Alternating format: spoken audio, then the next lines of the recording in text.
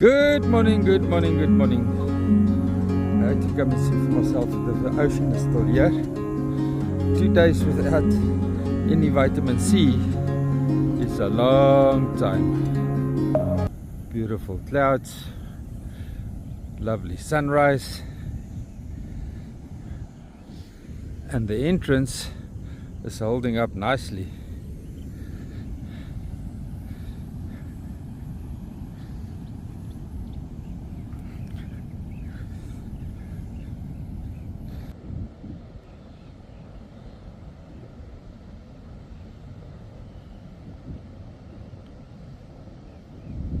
To that little dune and make a fishing report update of the current conditions. So just give us a chance, we're getting there.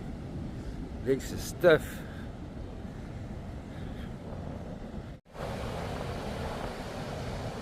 A lot of bird life this morning. Quite a few different families. Wind is moderately southwesterly. It's a chill factor in it. It's a nice gully in front of Ingwe Beach, but the watercolors is not right. I don't know how far north this watercolors is so fugly, but it looks as far as the eye can see past Main Beach. Guys, if you consider coming down for fishing, make your first stop Main Beach. This is gonna prolong the whole day.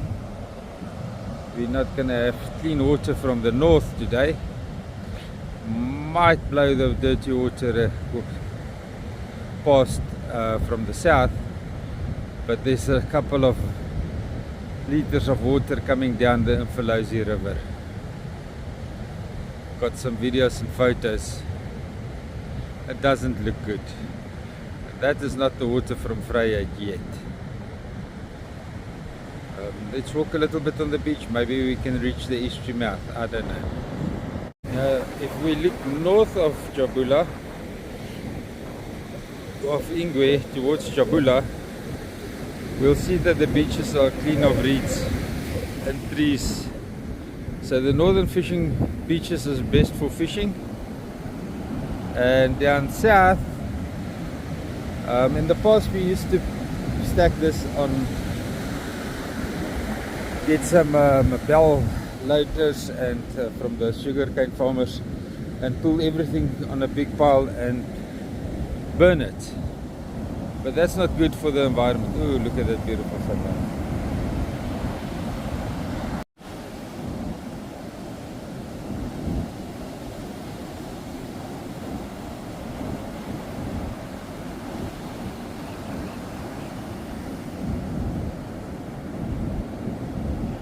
This is part of the carbon cycle of the planet, and it brings food for the ghost crabs, stabilizes the beaches, and draws insects for the swallows and the swifts and the bee eaters especially. You can see there's lots of swift swallows flying around.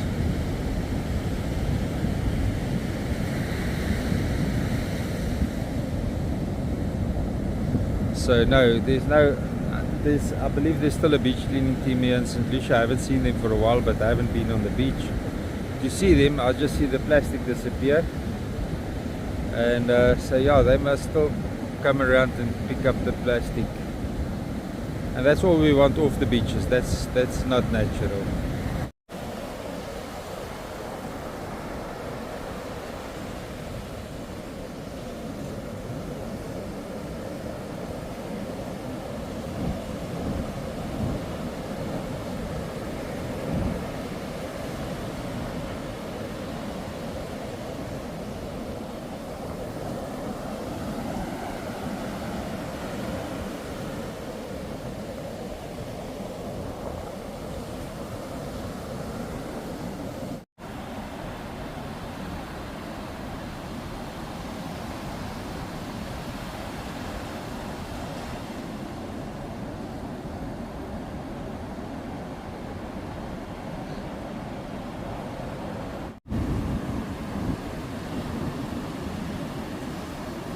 trying to get to the southern beaches because there's a whole tree floating in the estuary mouth. Doesn't look like a boat is going to launch today,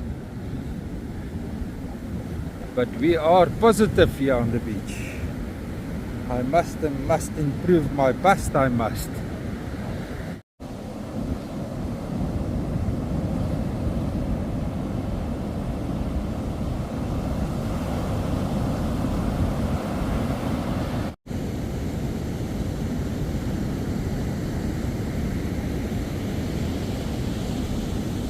Massive amounts of reeds and tree stumps washed out. I hope it comes from that plug in Sanduzi River that is back flooding the farmers.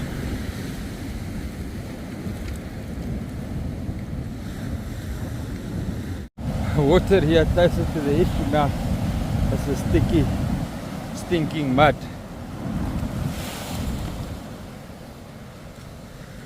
We're coming up on neat tide, so there's not going to be marine interaction this time because of the Umfolozi River still being in flood. Distance it looks like a huge tree, but up close it's just debris floating around, banana trees, reeds and big islands. Yes, the Umfolozi is pumping brown at the moment. Wow!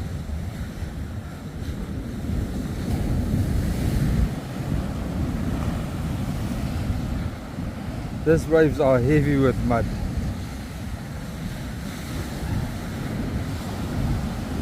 These waves are heavy with mud. I wonder if this comes down with Umfolozi, or is it local scouring happening?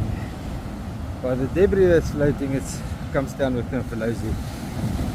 But we'll see when we get around the corner now. We're here at the estuary mouth. Boat killers that I saw washing down the estuary mouth landed up here in the surf zone, just north of the estuary mouth. I mean, there's the estuary mouth.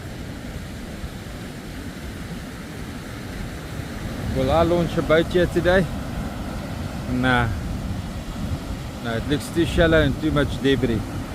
Definitely have to find a spot in the northern beaches for boat launching. Maybe tomorrow as well. Little garbage patch forming here at the estuary mouth. Lots of plastics and tree stumps and reeds.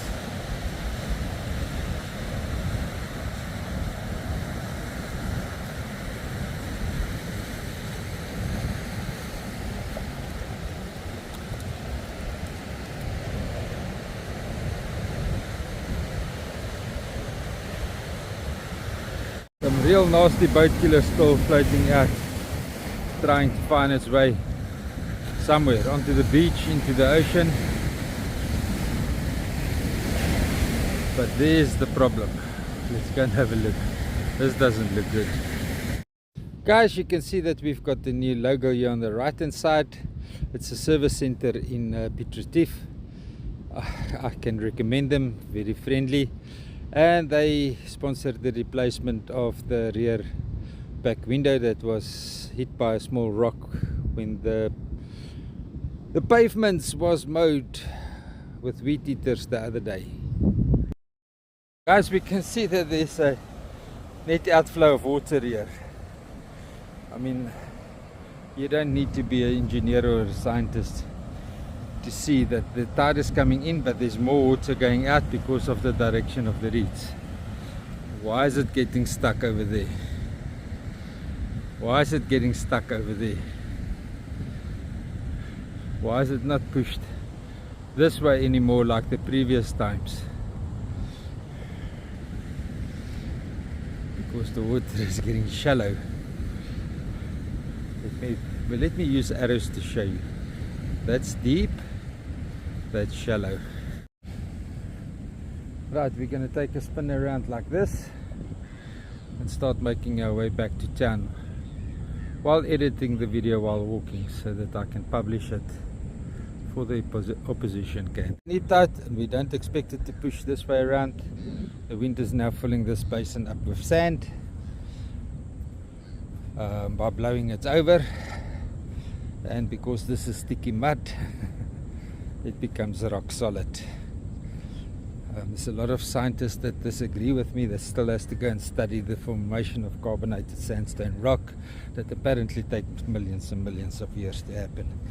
But in the meantime, under the right conditions, we've proved it can happen in as little as 21 days.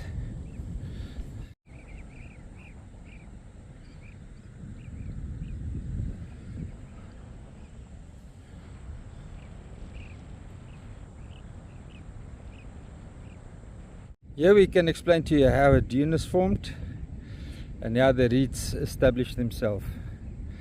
This is either water that stacked it like this, or the wind blew it up one night, or somebody built a shelter. But either way, this side, look how the reeds is establishing themselves in the sea sand, in the salt. People tell you that if the salt water comes in, the reeds is going to die away. That's bullshit. It's the same that they told you if they open the estuary mouth there, it's going to migrate to the north and take all this mud with it. We all knew that was not going to happen. So this is how a dune is formed.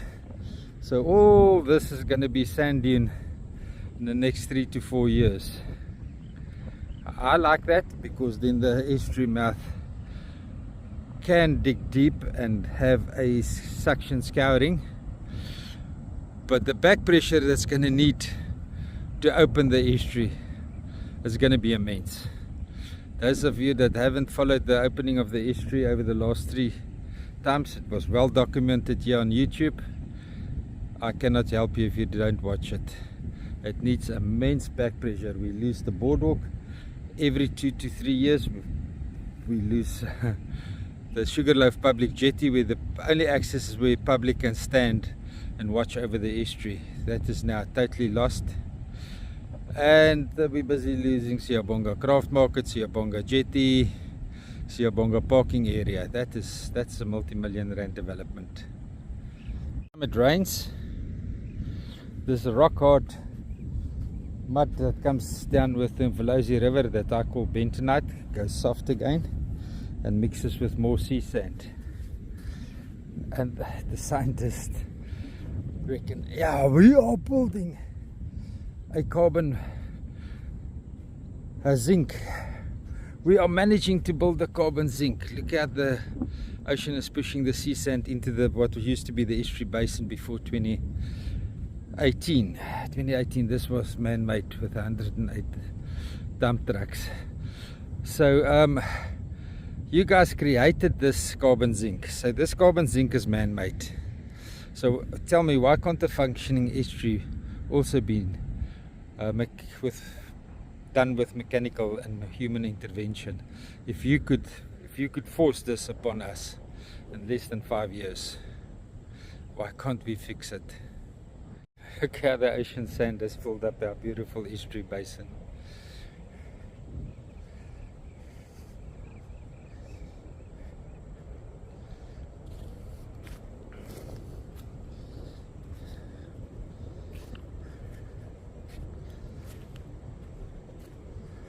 Look, that's terra firma. They said the reeds will die when the salt water comes in, but all that was created is terra firma. See? You've been lied to. I wish I can get away from this hubris, abrasive narration. I'm trying. I'm trying. But you've been lied to. That happens on this side is going to happen on this side.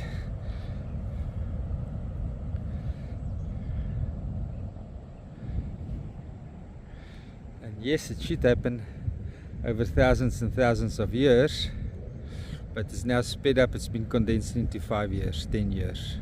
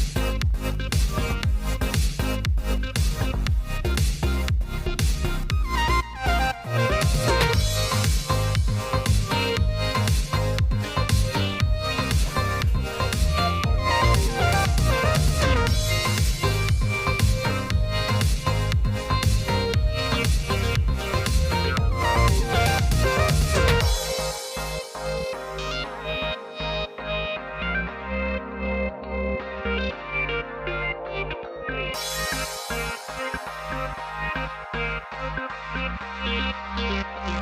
you.